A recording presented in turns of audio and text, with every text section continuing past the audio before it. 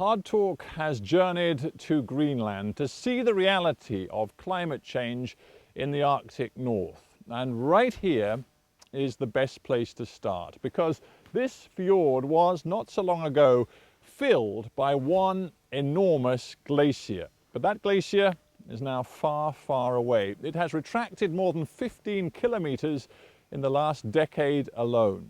And as the ice melts, so the pressure on the world's politicians rises. They are due to meet in December in Copenhagen to set the seal on a new climate change deal.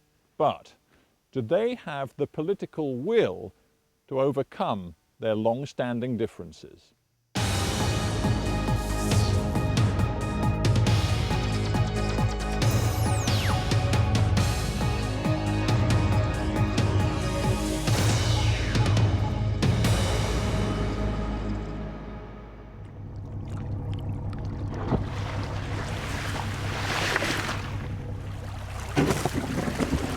Navigating your way into the Ilulissat Fjord on Greenland's west coast requires a steady hand and extreme caution.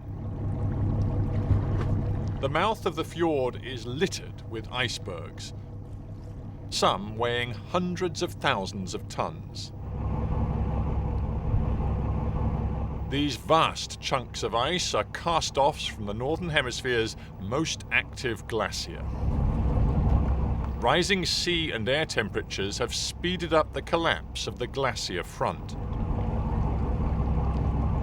In one recent year alone, the glacier retreated some 15 kilometers. The melting icebergs float out into the Baffin Sea. They take with them an alarming message. Parts of the vast Greenland ice sheet are showing signs of dramatic change.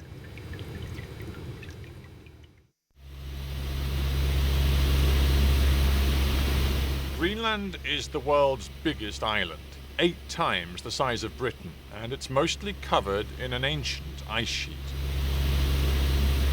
10% of the planet's fresh water is locked in this mass of ice.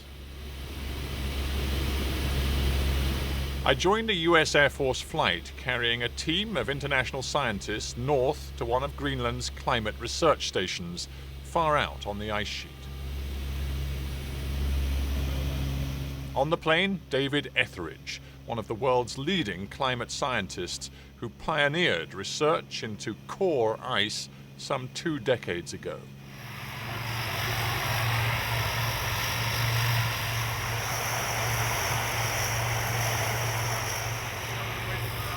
Getting in and out of these remote camps is never easy. Flights operate only during the summer. Even then, landing on ice is no easy business.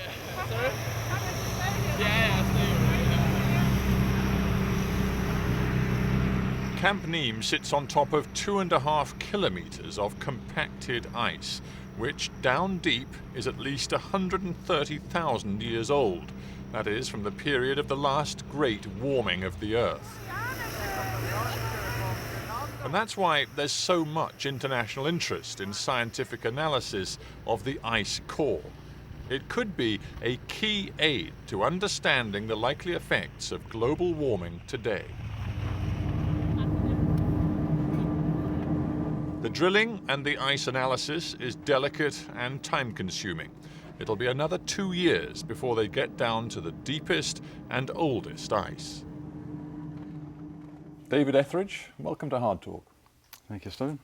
What can the ice tell you when you study it? The ice itself, the ice cores, are a very faithful representation of the atmosphere from literally hundreds of thousands of years ago. And we can tell that, for example, when we measure their compositions, we don't see modern contaminants, things like halocarbons or sulfur hexafluoride compounds, which are only being released into the recent industrial sort of industrial compounds. What exactly can you identify from the sample? In 1 kilo of ice core, so something about that size, we've got around about 100 millilitres of air. Now, modern analyses can start to really pull apart what that air is made of. We can look at the basic greenhouse gas concentrations, the CO2, the methane, nitrous oxide. We can look at the more dilute compounds, the industrial compounds, such as we mentioned before, but also some of the indicators of past biological activity around the world, which is also incorporated, but at much lower concentrations. It seems to me the prevailing message from the science, from people like you, is that there is now no doubt that the man-made emissions are directly and causally linked with the warming of the planet. And yet the whole point of this NEEM project is to dig down to ice that is essentially 120,000 years old, which represents a period when science tells us there was another great warming, an interglacial period, which by definition wasn't caused by industrialization or by man. Sure. So surely the message of NEEM is contradictory. It's saying, you know what, warming can happen without man. I don't think that's contradictory at all. I think it actually recognises the fact that there are many influences on climate. What we're doing now doesn't have to exclude what's happened in the past. And what we need to know, and to make future predictions for our future climate, we need to know how the systems have responded in the past. Now, such an example is the last interglacial, which this NEEM project will explore. And that's when we did have temperatures warmer than present. And that's when we had sea levels somewhat higher. Now we need to understand what were the natural processes behind that, because we rely on these natural processes. We're perturbing them by adding extra CO2 and extra methane to the atmosphere. But in fact, the natural system is working in our favour at the moment. We've added about twice the amount of CO2 and has actually stayed in the atmosphere. We're relying very heavily on these natural systems to take that CO2 back out of the atmosphere. So the ocean, to inhibit the bad effects. Yes, they're offsetting, in fact, our emissions. So half of those emissions of CO2 have been taken up into the oceans and the biosphere, the land's plants. Now, we don't know how much longer that can last for. So at the moment, we're getting a free offset. In the future, with warming, the ocean may not be able to take up CO2 as we've expected in the past, as we've seen in the past. But also the biosphere, as the biosphere gets stressed by temperature and precipitation changes, can it continue to take up CO2 by photosynthesis as it has in the past? I get the feeling that some leading climate scientists are close to despair. People in this business who are looking down the climate pipe can see these changes coming. And there's been very little action so far to actually reduce emissions. But I think we're starting to get our ducks in a row in the policy world, and a lot will depend on the next few years. We have to act very soon, I think. The long-term changes in these gases means that the sooner we act, the cheaper it will be, and the more impact it will have. If we delay it anymore, we're going to find it much harder to mitigate the changes that are already occurring. Dr. David Etheridge, thank you very much for being on HARDtalk. Thank you, Steve.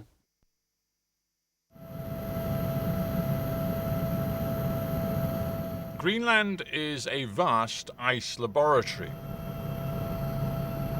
As well as storing hundreds of thousands of years of climate data, it also provides dramatic, real-time evidence of the impact of climate stress.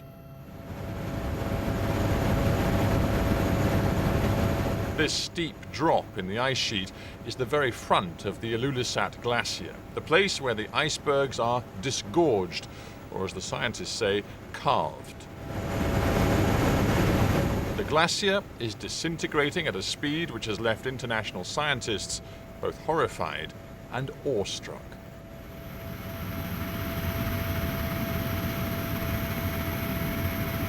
At the mouth of the ice fjord sits the town of Ilulissat.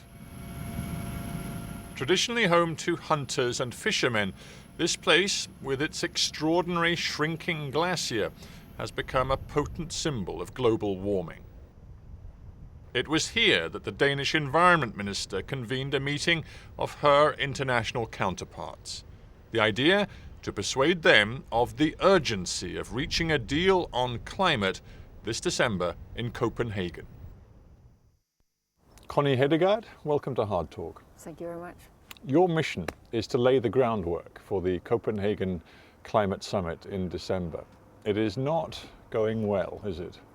It's going slow in the formal negotiations, I think.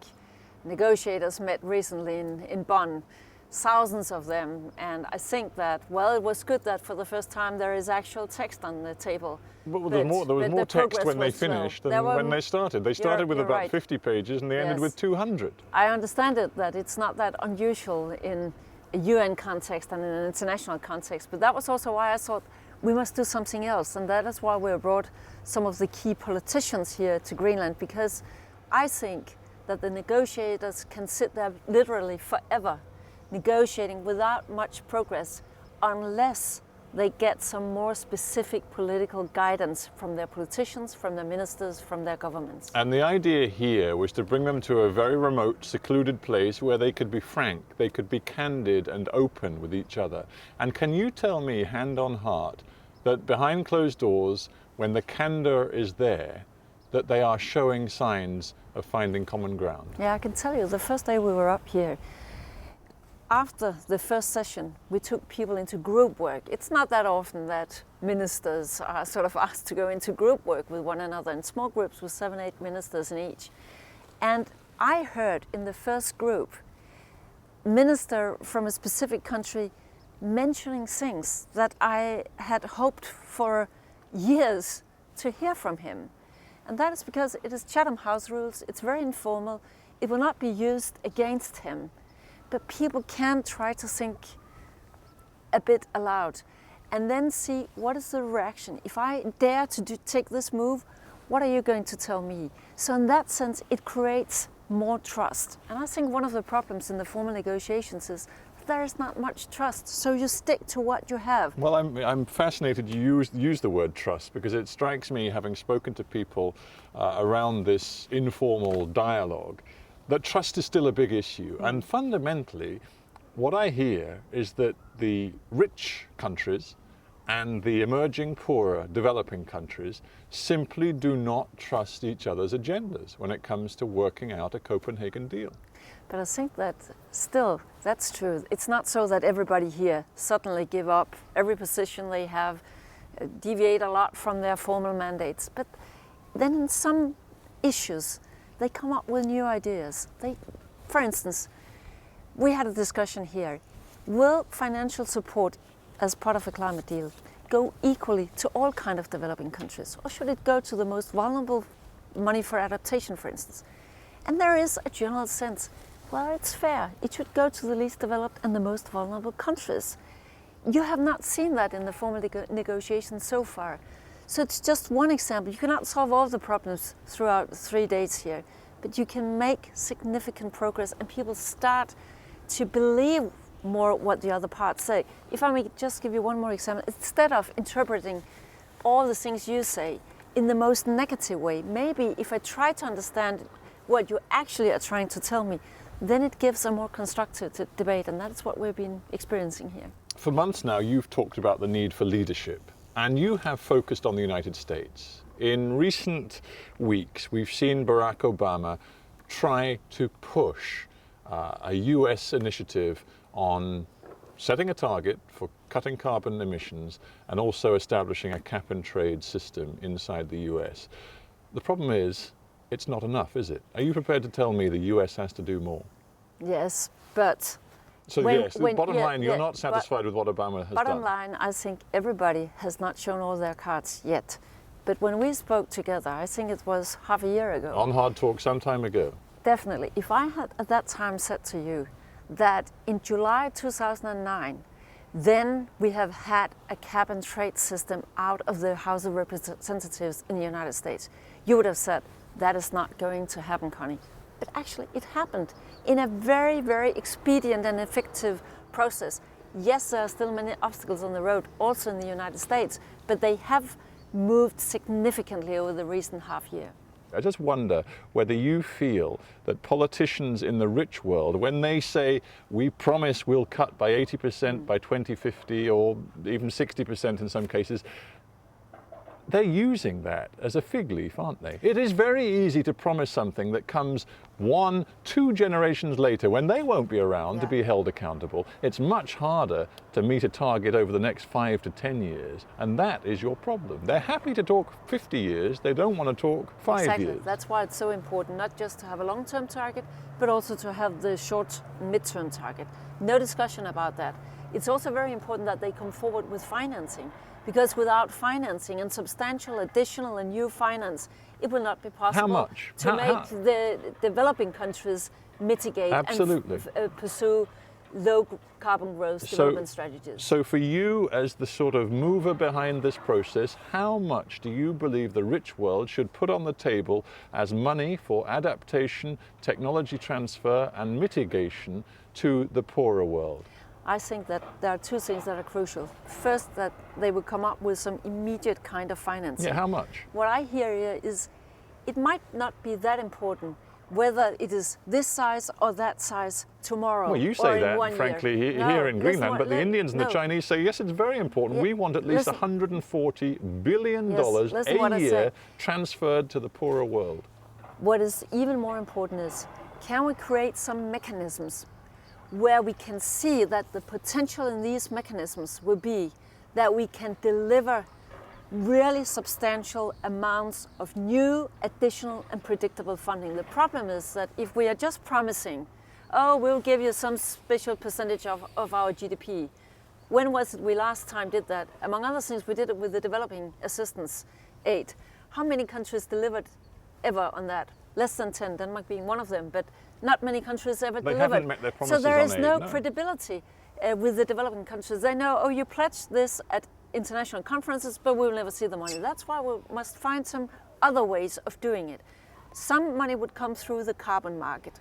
Some money will come through. Forgive me, but it's not going to come through the carbon market because Obama and the Australians and many other countries are giving away their pollution permits. No, it will come through the carbon market. It will come through the flexible mechanisms that they will all need. It will come through an agreement on how to reduce deforestation. The polluter pays principle, something held dear by the Indians, the Chinese, many other developing countries. They talk about justice, and they say justice demands that demands are placed upon the rich world, not upon them, because the historic causes of the mess we are in come from the rich world, not from their economies. Do you accept that? And do you believe that justice and equity do not require serious demands to be made of the emerging economies? I think justice is important, and I think equity is very important. But even though it is not very fair, then it is a fact that if this planet has to reduce our total emissions by 50% at the middle of this century, as science tells us, then it will not happen unless also the developing economies contribute something to the total equation. But they will not accept cuts, and you know it. That's not very fair, historically seen, but that's just a fact that we are in the same boat, so to speak. So yes, the rich countries, the developed countries, they will have to do most because they created the problem, but they cannot handle it alone. And if we do not acknowledge that and find solutions where all of us contribute according to our capabilities, who will then be hurt the most? The developing countries and the most vulnerable countries. And when the Indian Environment Minister, your counterpart, says to you, please do not lecture me and tell me that Indians cannot drive cars to the same extent that Americans do. Then I agree Please with him. do not tell me that the 40% of Indians who do not have access to electricity cannot have it because of carbon emissions. What do you say to him? I say I agree with him. And I notice that all the people in the room will agree with him. Nobody should ask India or anybody else not to go for growth for their people. They have the right to have growth, yes, but the trick is, how can we take care that that necessary growth will be a low carbon growth, will be a sustainable growth? Because if we don't manage that, then who will be hurt the most? Well, several 100 million Indians will be hurt long before you will be hurt in London or in Copenhagen or elsewhere. To be clear, there is a discussion about a phrase, business as usual. That is, you make a projection as to the emissions that will come from India and China if they continue to grow at the present pace without major changes in their economy to reduce emissions. And then you do a projection if they make changes. And you're saying, are you, that the Indians and the Chinese have to cut this business as usual projection by what, 15 or 30%?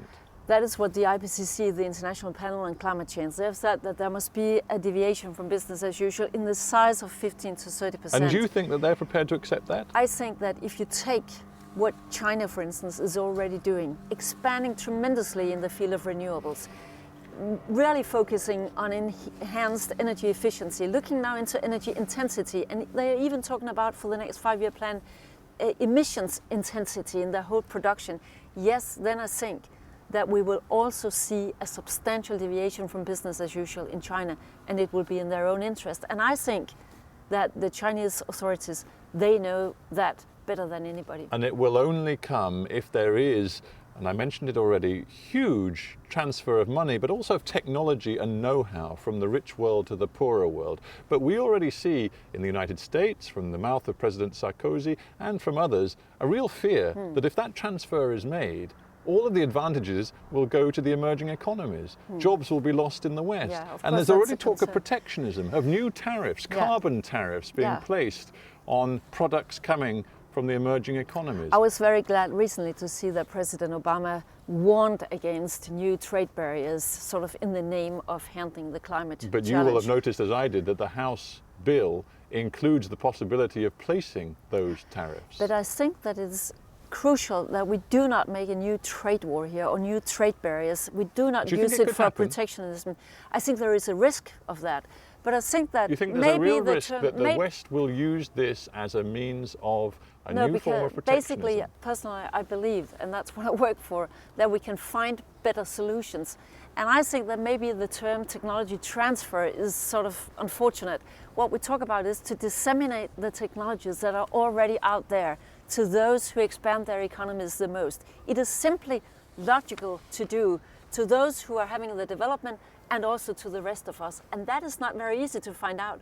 How can we do that? Because I do not own Vestas wind turbines in Denmark. I cannot give away their technologies, but I can try to provide a political framework that makes it attractive for them, and for instance the Chinese, to do business with one another, and by that disseminating the technologies. What I hear from you, Connie Hedegaard, is an immense desire to make this work. I mean, you have to be a professional optimist, because the scientists are the realists, and they tell us the need for urgency, and they tell us the scale of the change that has to come. And yet when I hear you talking about the politics, I come back to this word disconnect. And as one scientist put it the other day, he said, hope, which you have, hope cannot conquer the science. And that's the truth.